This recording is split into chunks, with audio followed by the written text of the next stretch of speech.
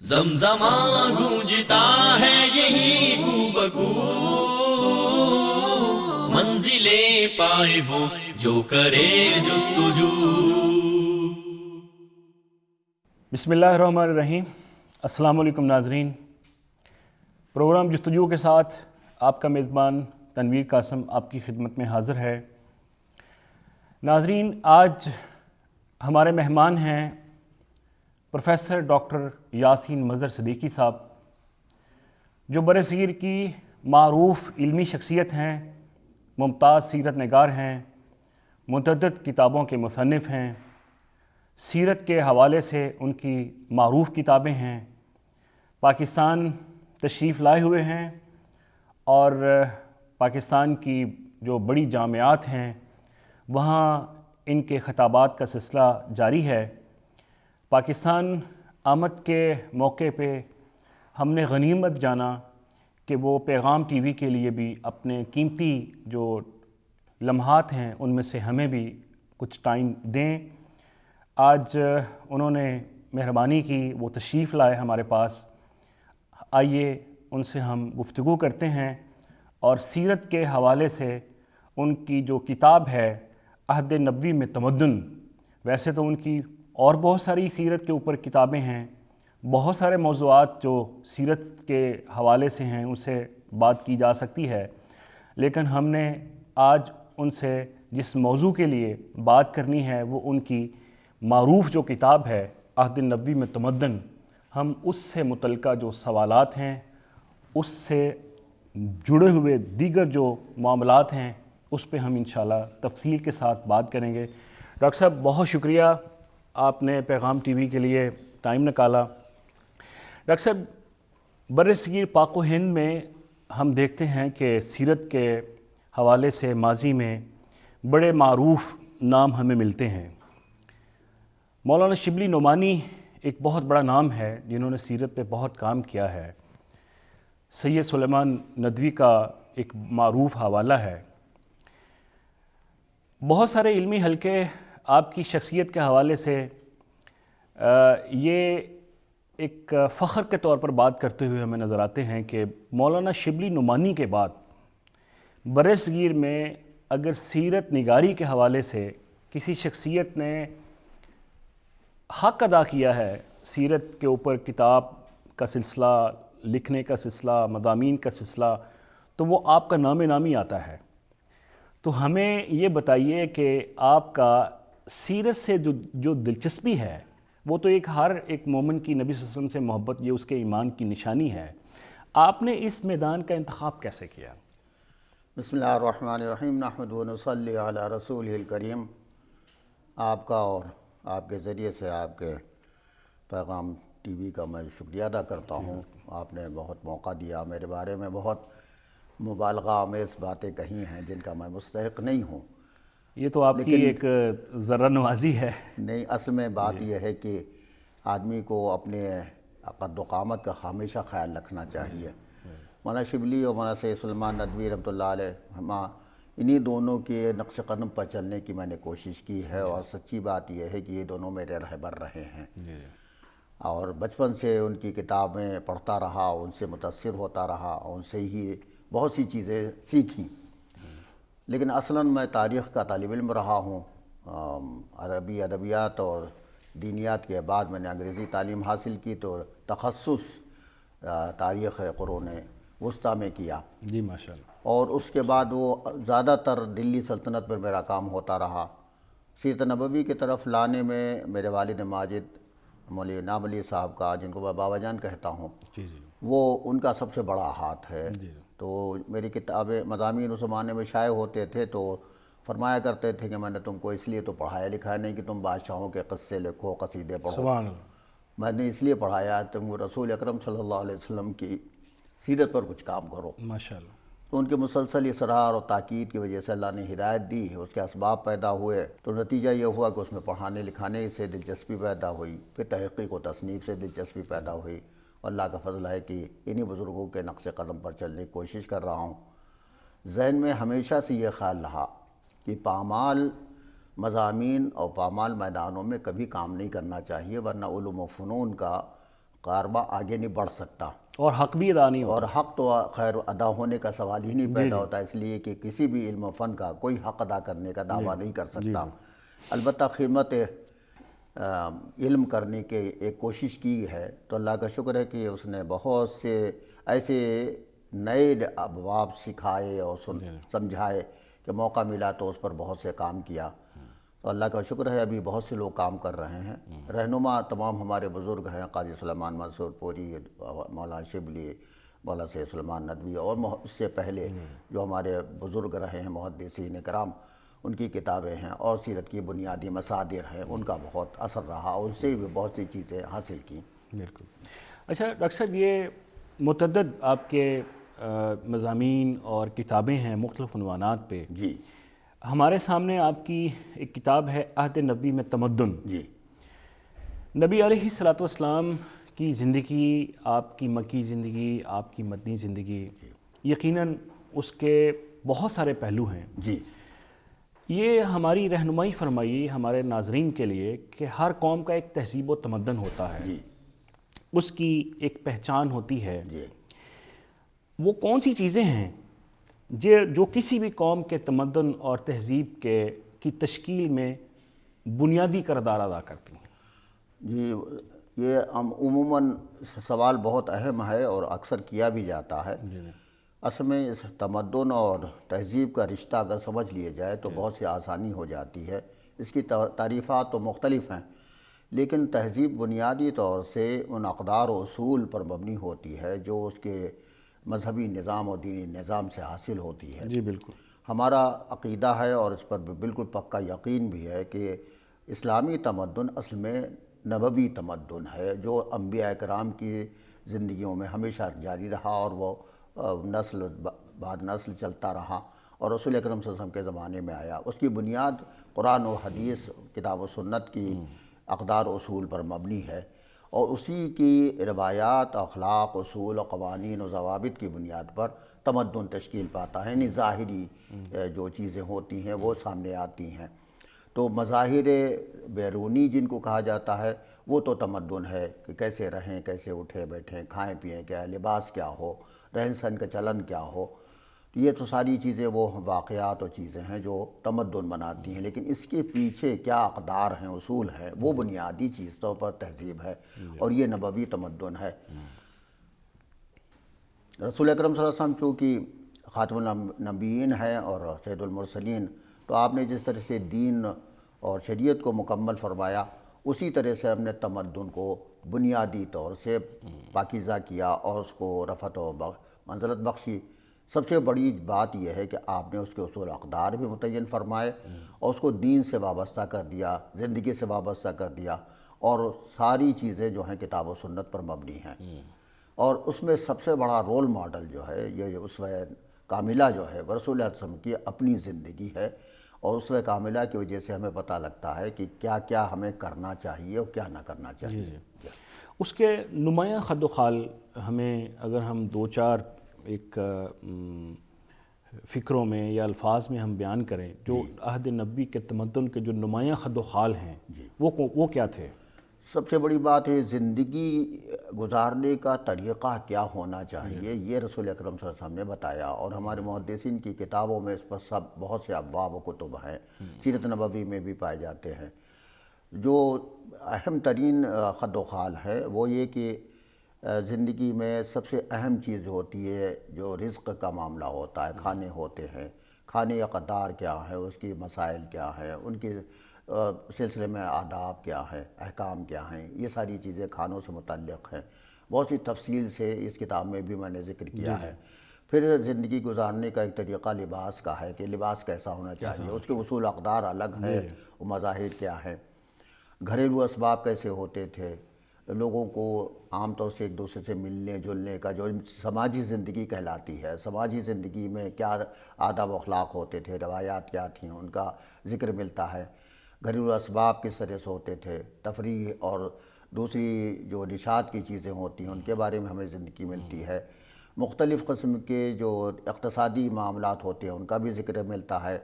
اقتصادی زندگی سے متعلق، معاشی زندگی سے متعلق بہت سی چیزیں ہوتی ہیں، تجارت، زراعت، یا صنعت و حرفت، اس قسم کے بہت سے مسائل بھی آتے ہیں، وہ بھی تمدن میں شامل ہو جاتے ہیں، تمدن کے ابواب ہیں، معاشی پہلو ہیں، اور معاشرتی زندگی میں خاندان اور معاشرت اور مختلف چیزوں لوگوں سے، خاندانوں سے معاشرہ کیسے تشکیل پاتا ہے، معاشرے کے طبقات کیسے ہوتے ہیں، اس میں مختلف قسم کے اتار چڑھاؤ کیسے آتے ہیں، اختلافات کیسے پیدا ہوتے ہیں، ان کے نزاعات کو دور کیسے کیا جاتا ہے، یہ ساری چیزیں اس میں شامل ہو جاتی ہیں۔ ڈاکٹر صاحب، یہ لباس انسانی شخصیت کا ایک آئینہ دار ہوتا ہے۔ جی نبی علیہ الصلوۃ والسلام کے دور میں جو لباس پہنا جاتا تھا، جو خود آپ زیبتاً کرتے تھے، اپنے جو ایک معاشرتی ان کا ایک نظام تھا، خواتین کا بھی ایک لباس، مردوں کا بھی ایک لباس، اس کا ایک پہناوے کے حدود و قیون متعین کر دیے گئے۔ جی اگر ہم آج کے حالات سے ان کو ریلیٹ کریں، کیونکہ ہمارے ہاں یہ بھی علمی حلقوں میں، مذہبی حلقوں میں لباس پہ بڑی ایک بحثیں چلتی ہیں، اگر کوئی ٹائی لگا لیتا ہے تو اس پہ بھی لوگ اس کو مختلف نظر سے دیکھتے ہیں۔ جی تو لباس کا اصل لباس کیا ہے جس کو ہم زیب تن کر کے ہم اپنا جو ایک سطر ہے وہ بھی ڈھانپ سکیں، اپنے آپ کو مہذب بھی بنا سکیں، اور اپنی شخصیت کے اندر وقار بھی پیدا کر سکیں؟ جی اصل میں تہذیب کے سلسلے میں اور تمدن دونوں کے سلسلے میں ایک بات ہمیشہ ذہن میں رکھنی چاہیے کہ ایک تو اصول اقدار ہوتے ہیں جو ہمارے دینی نظام سے وابستہ ہیں، اور وہ آفاقی اور ازلی و ابدی ہوتے ہیں۔ دوسری چیز جو ہے وہ لوکل کلچر ہوتا ہے، یا عام جو اس علاقے کا تمدن ہوتا ہے۔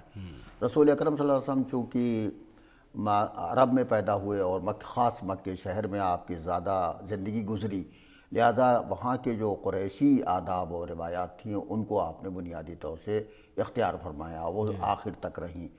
مدنی زندگی میں جانے کے بعد آپ نے مدینے کی جو لوکل کلچر ہے اس کو بھی اختیار کیا، اس میں بھی فرق آیا۔ لباس کے سلسلے میں ہمارے پاس بہت سی معلومات ہے۔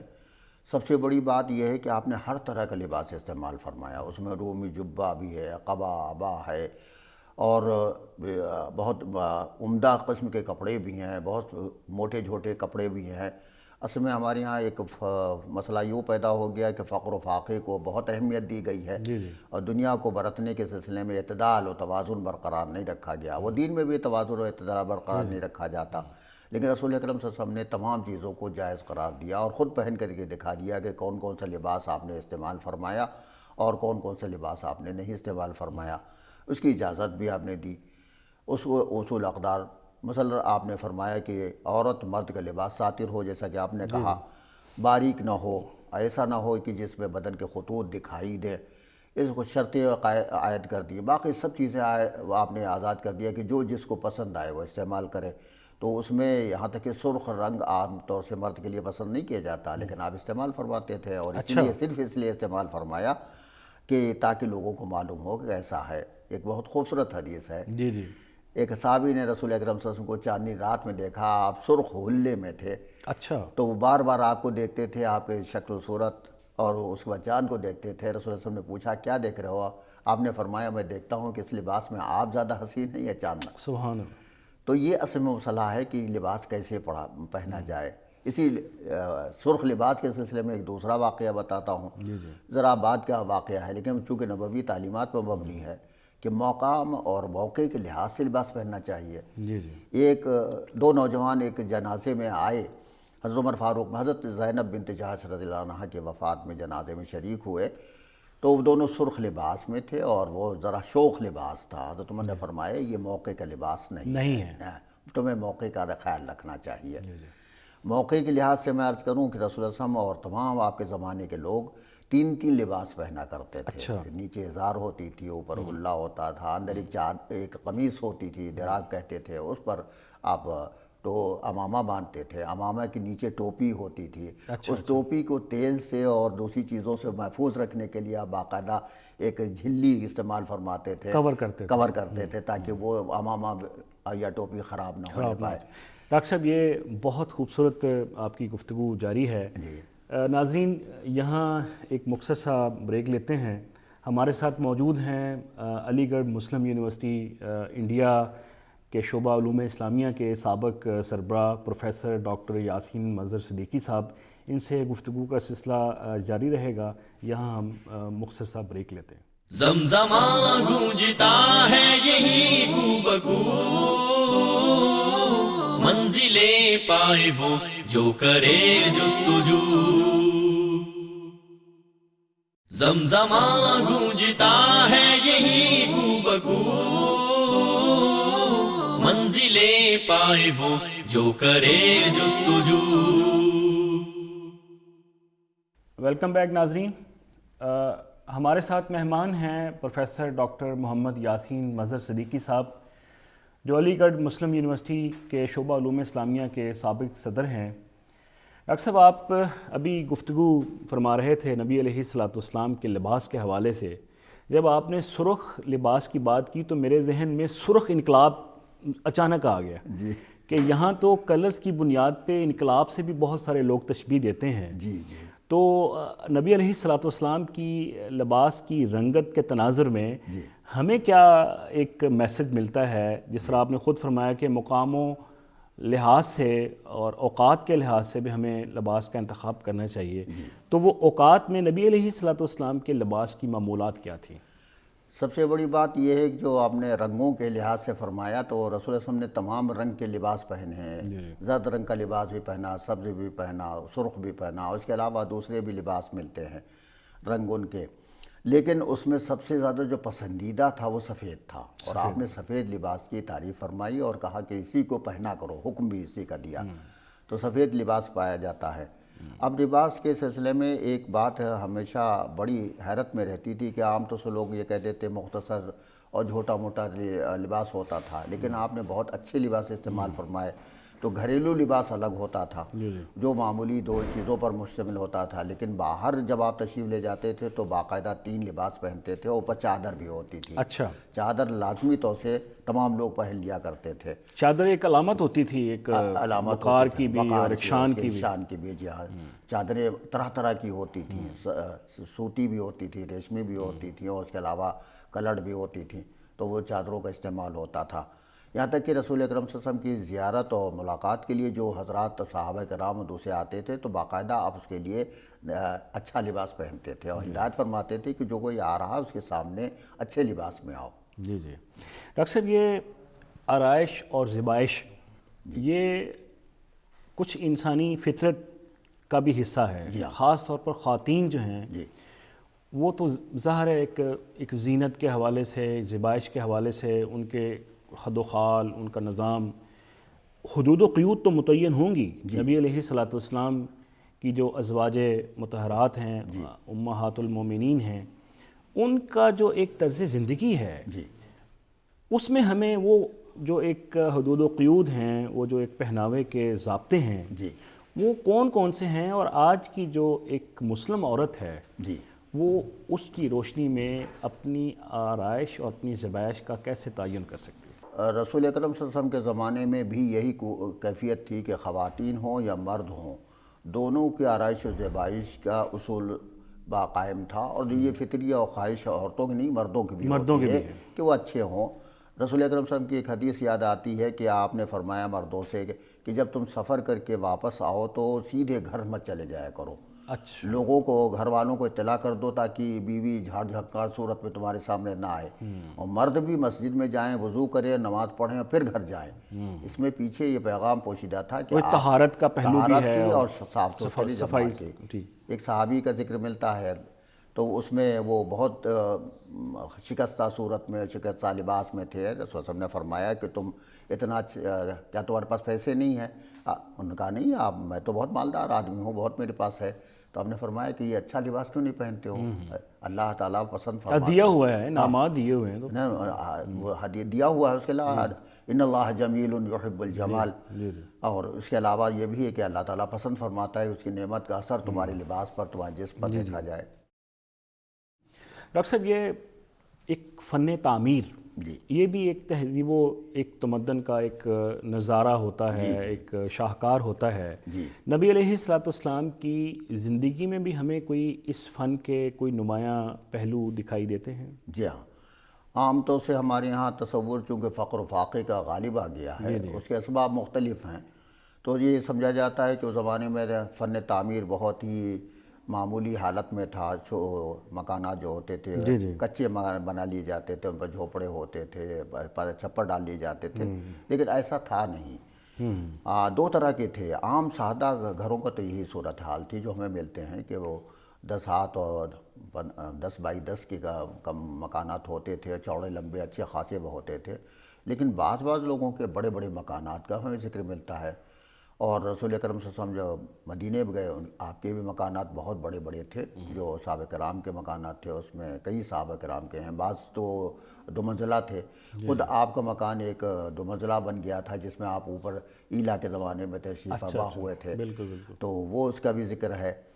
ایک بڑا فن تعمیر بہت بلند درجے پہ پہنچ گیا تھا جو قلعوں میں پایا جاتا تھا, جو اتم و آتام کہتے تھے. عام طور سے اتم و آتام اور قلعوں کا ذکر جو ہوتا ہے, یہ حصن کا ذکر آتا ہے, تو وہ یہودی قبیلوں کے بارے میں آتا ہے. لیکن اس کتاب میں نے ذکر کیا ہمارے مسلمان اکابر کے بڑے بڑے قلعے تھے. اچھا. اور بڑے بڑے حصول ہوتے ہیں. وہ پورا شہر اس میں آباد ہوتا تھا. آپ جانتے ہیں قلعے میں وہ چاروں طرف سے فصیل سے گھرا ہوتا تھا, اور اس کے اندر پوری تمام آسائشیں مہیا ہوتی تھیں, مکانات ہوتے تھے, اور ضروری سہولتیں ہوتی تھیں. تو بڑے دروازے ہوتے تھے ان کے, بڑے بڑے مکانات اور ان کے کمرے ہوتے تھے. تو ان سب چیزوں کا اگر دیکھا جائے تو ایک طرح سے ارتقاء نظر آتا ہے. اور ارتقاء بڑھتا چلا گیا جب مسلمانوں کا تعلق مختلف علاقوں سے ہوا, تو وہاں کی چیزیں وہ لے کر آئے. مثلا مسجد نبوی کا صرف ایک حوالہ دوں گا کہ شروع میں بڑی کچی عمارت تھی, رفتہ رفتہ اس کا فرش پختہ ہوتا گیا, پھر بعد میں اس میں اضافے ہوتے رہے. رسول اللہ صلی اللہ علیہ وسلم کے زمانے میں حضرت عثمان رضی اللہ عنہ نے 2 بار اس میں پیسے چندہ دیا یا عطیہ دیا اس کی توسیع کے لیے, تعمیر کے لیے. تو اس کی تعمیر ہوئی, اس میں بہت سی چیزوں کا اضافہ ہوا جو پرانی مسجد کے مقابلے میں کہیں بہتر بن گئی تھی. اس میں خوشبو کا استعمال ہوا, قندیل لگائی گئی, روشنی کا انتظام کیا گیا. اس کے علاوہ اس پر اور تزئین و آرائش کا بھی کام کیا گیا. اکثر یہ کھیل, تفریح اور جس کو ہم انٹرٹینمنٹ کہتے ہیں آج کی زبان میں, نبی علیہ الصلوۃ والسلام کے زمانے میں کھیل تفریح کے کیا ایک ہمیں شکل نظر آتی ہے, اور اس میں عورتوں اور مردوں کے لیے کیا تخصیص ہے؟ تخصیص کوئی بھی نہیں ہے. اصل میں سارا مسئلہ ہے کہ کھیل تو نشاط حاصل کرنے کا ذریعہ ہے, اور جو زندگی میں کدورت یا تھکن پیدا ہو جاتی ہے اس کو کھیلوں کے ذریعے سے, تفریح کے ذریعے سے دور کیا جاتا ہے. رسول اکرم صلی اللہ علیہ وسلم نے اس انسانی کمزوری کو یا نفسیات کو بہت اچھی طرح سمجھ لیا تھا. تو جو آیات ہوتی تھیں, یہ عیدیں ہوتی تھیں, قریش تہوار ہوتے تھے, اس میں جہاں مشرکانہ چیزیں ہوتی تھیں اس سے تو آپ نے اجتناب کا حکم دیا. جس طرح وہ قریش عید سنم مناتے تھے, صرف ایک ہی کا ذکر ہے, ورنہ بہت سی عیدیں ہوتی تھیں ان کا. اور وہ مختلف جدید اسکالرس نے ان آیات کا ذکر بھی کیا ہے. لیکن بعد میں رسول اکرم صلی اللہ علیہ وسلم نے بہت سی چیزیں شروع فرمائیں, اور عیدین کا ذکر اسی وجہ سے آیا کہ آپ نے 2 سال میں تہوار مذہبی دینی, یعنی مسلمانوں کے جو مذہبی تہوار وہ 2 عیدیں ہیں. 2 عیدیں ہی صرف نہیں ہیں بلکہ یہ بنیادی چیزیں ہیں. یہ بنیادی چیزیں, اور یہ مذہبی دینی جہت بھی رکھتی ہیں, اور اس میں معاشرتی اور تفریحی تاریخی پس منظر ہے. اس کا پورا تاریخی پس منظر ہے, تفریحی پہلو بھی ہے. اس میں کھیل کود ہوتے تھے, حبشہ کے لوگ بہت اچھے رقص کرتے تھے یا وہ کرتب دکھاتے تھے اسلحہ کے, وہ بھی آپ نے دیکھے اور دکھائے ہیں حضرت عائشہ کو. اس کے علاوہ مختلف اوقات میں وہ اپنے اس قسم کے اسلحہ کے کھیل کرتے تھے جن کو معاشرہ آرٹس آپ کہہ سکتے ہیں, وہ پورا ہوتا تھا. عاشورہ کا دن بہت ہی زبردست سمجھا جاتا تھا, جس دن یہودی عید تھی. تو عاشورہ کے دن کھیل کود کے بہت مواقع تھے, اور پوری روایت ایک بن گئی تھی کہ عاشورہ کے دن سب لوگ اپنے بیویوں کو اچھے کپڑے دیتے تھے, زیور بنواتے تھے. ناظرین, ابھی گفتگو کا سلسلہ جاری ہے. یہاں ایک مختصر بریک کے بعد دوبارہ ملتے ہیں. زمزمہ گونجتا ہے یہی کو بگو, منزلیں پائے وہ جو کرے جستجو.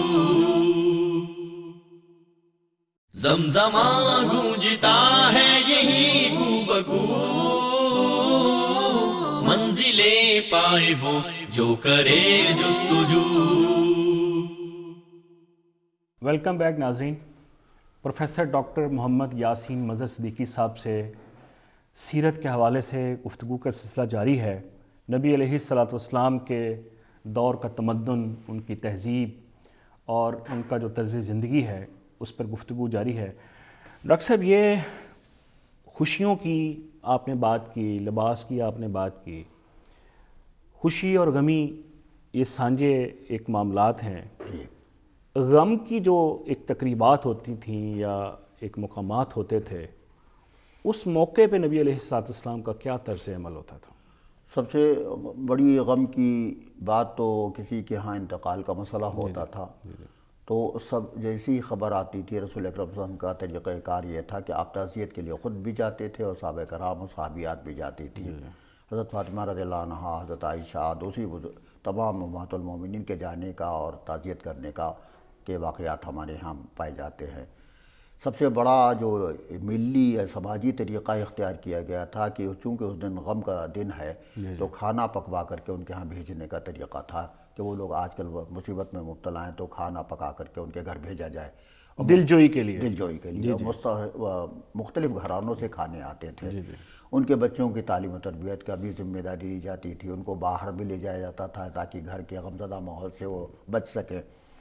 عیادت اسی طرح سے غم کے سلسلے میں عیادت کی بیماری کا مسئلہ تھا کہ بیمار ہو جاتے تھے، ان کی تیمارداری کی جاتی تھی۔ ان کو اس میں ہمیں ایک حدیث، صحیح حدیث ملتی ہے بخاری شریف میں ہے کہ حضرت ام درداء رضی اللہ عنہا ایک مرد صحابی کی عیادت کے لیے مسجد نبوی خاص طور پر تشریف لائی تھیں، تو یہ اس قسم کے تمام معاملات پائے جاتے ہیں۔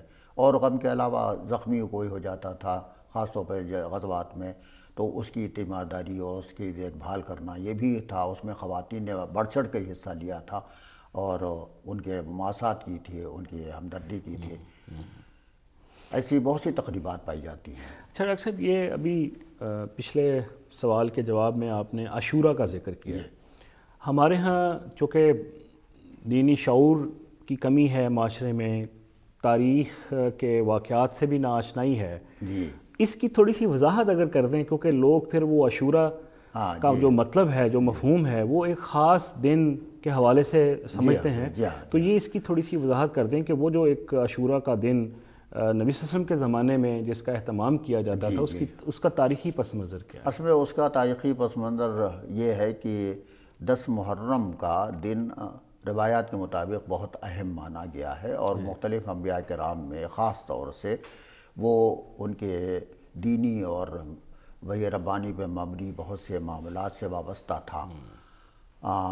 ان روایت پہ تفصیل میں جانے میں تو بہت وقت لگے گا، لیکن حضرت موسیٰ علیہ السلام کو اسی دن فرعون کے چنگل سے نجات ملی تھی تو اس وجہ سے یہودیوں نے اس کو برتا، لیکن یہ دین حنیفی حضرت ابراہیم علیہ السلام کے زمانے سے چلا آ رہا ہے۔ اچھا، چنانچہ مکے میں رسول اکرم صلی اللہ علیہ وسلم اور اکابر قریش سب کے سب نبوت سے پہلے عاشورہ کے دن کا روزہ رکھتے تھے، اور وہ نہ صرف رکھتے تھے بلکہ اس کا حکم دیتے تھے، بچوں کو بھی حکم دیتے تھے کہ روزہ رکھا جائے۔ یہ اصل میں دین حنیفی کی ایک بڑی عبادت تھی، اور بعض علماء نے لکھا ہے کہ عاشورہ کا روزہ فرض تھا اور اس کے نتیجے میں سب روزہ رکھتے تھے۔ تو وہ پھر بعد میں قریشی اکابر اور مدینے کے یہودی علماء کی وجہ سے اس کی ایک سماجی اور معاشرتی حیثیت بن گئی تھی، جی، یا جیسے تفریح بھی جوڑ گئی تھی اس کے ساتھ۔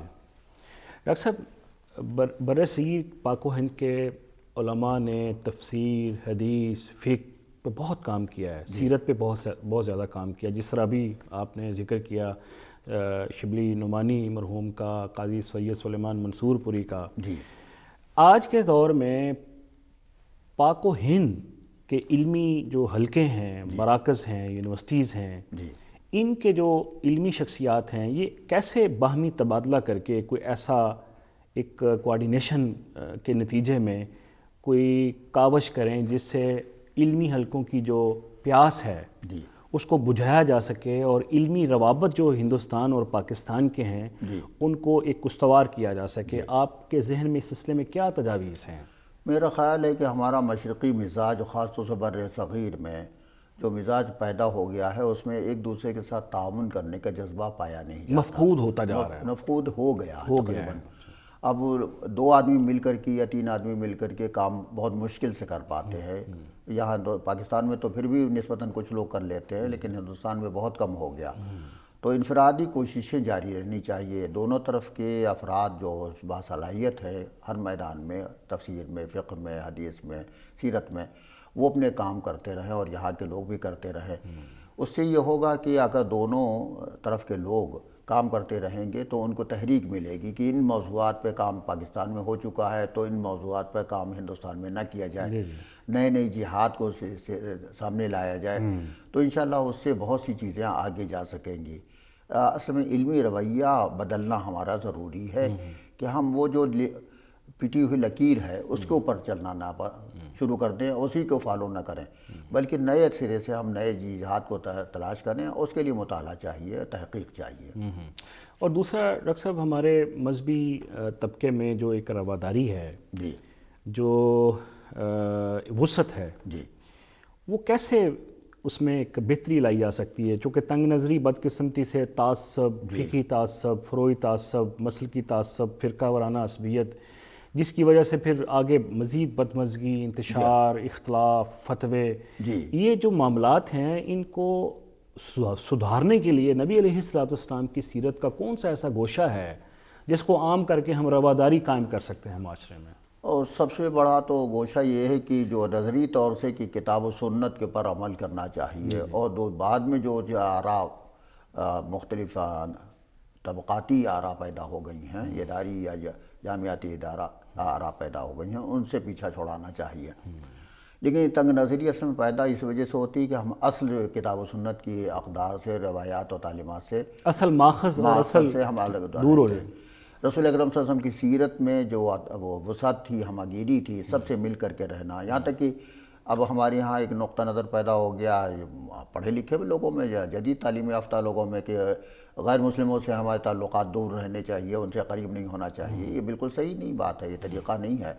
اگر آپ ان سے میل جول نہیں رکھیں گے، معاشرتی میل جول نہیں رکھیں گے، اس کے ساتھ دوسرے تعلقات سماجی نہیں قائم کریں گے تو ان کو دعوت کیسے دیں گے؟ ان کو کس طرح سے قریب کیسے لائیں گے؟ قریب لائیں گے؟ تو ان کے جو معاملات ہوتے تھے شادی غم کے، اس میں رسول اللہ علیہ وسلم شرکت فرماتے تھے، ان کی دعوتیں قبول کرتے تھے، ان کی دعوتیں اپنے گھر میں کرتے تھے، ان کی زیارتوں کو جاتے تھے، خود بھی آپ کے صحابہ کرام بھی جو ان کے یہاں جایا کرتے تھے. تو یہ اگر زیارت اور محلے میں برابر ایک دوسرے کے ساتھ جانا آنا رکھا جائے تو میرے خیال میں بہت کچھ ہو سکتا ہے. مسلمانوں کو اس سے سیکھنا چاہیے.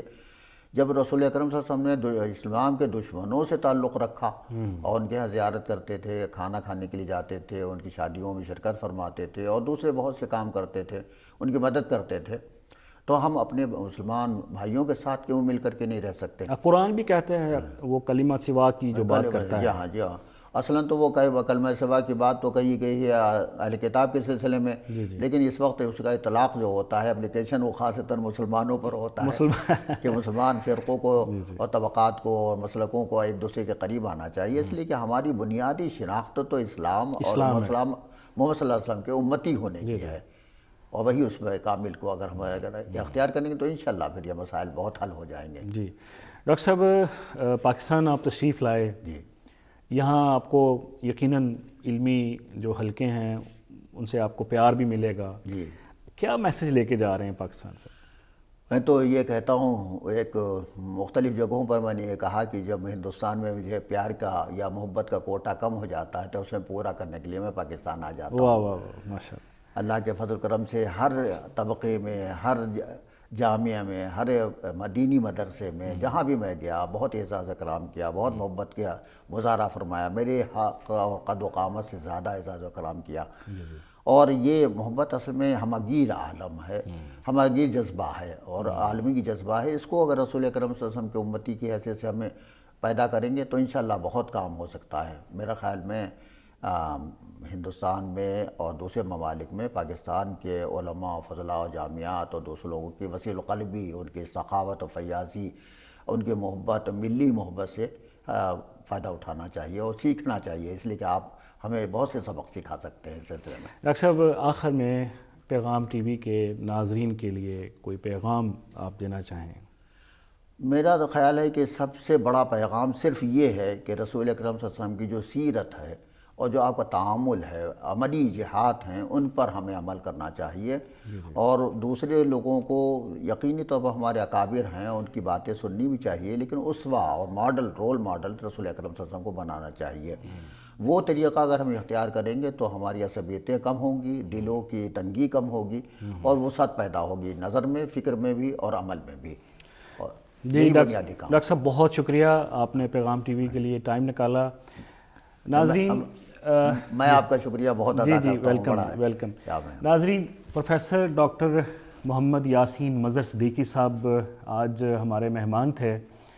ہم ان کے ممنون تو ہیں ہی ہیں، لیکن ان کے جو معاون ہیں پاکستان میں، آپ کہہ لیں کچھ میزبان ہیں، خاص طور پر ایک معروف نام علمی حلقوں میں، سیرت کے حلقوں میں پاکستان میں جو ہمارے یونیورسٹیز میں جانا پہچانا جاتا ہے، وہ پروفیسر ڈاکٹر عبدالرؤف ظفر صاحب، جو بہاولپور یونیورسٹی میں شعبہ علوم اسلامیہ کے ہیڈ بھی رہے، آج کل سرگودا یونیورسٹی میں شعبہ علوم اسلامیہ کے ہیڈ کی حیثیت سے فرائض انجام دے رہے ہیں۔ ہم ان کا بھی خصوصی شکریہ ادا کرتے ہیں کہ ان کی وساطت سے ڈاکٹر صاحب نے ہمیں ایک ٹائم دیا۔ ان سے انشاءاللہ پھر جب موقع ملا پاکستان یہ تشریف لائے تو سیرت کے جو تشنہ پہلو ہیں، وہ گوشے جو ہم آج شیئر نہیں کر سکے، وہ انشاءاللہ نیکسٹ ٹائم ضرور شیئر کریں گے۔ آپ سے ہم اجازت چاہیں گے۔ پروگرام جستجو کے اس اختتامی موقع پہ ہم ایک بار پھر ڈاکٹر مظہر یاسین صدیقی صاحب کا شکریہ ادا کرتے ہیں۔ السلام علیکم ورحمۃ اللہ وبرکاتہ۔ عزم زاد راہ لیے وفا کی راہ پہ چل، سستی اپنی چھوڑ ہمتی لیے نکل، تھام لے جفا کشی ملے قدم قدم خوشی، رواں دواں ہو زندگی جہاں میں پھیلے روشنی، زمزمہ گونجتا ہے یہی کو بکو، منزلیں پائے وہ جو کرے جستجو، جو کرے جستجو۔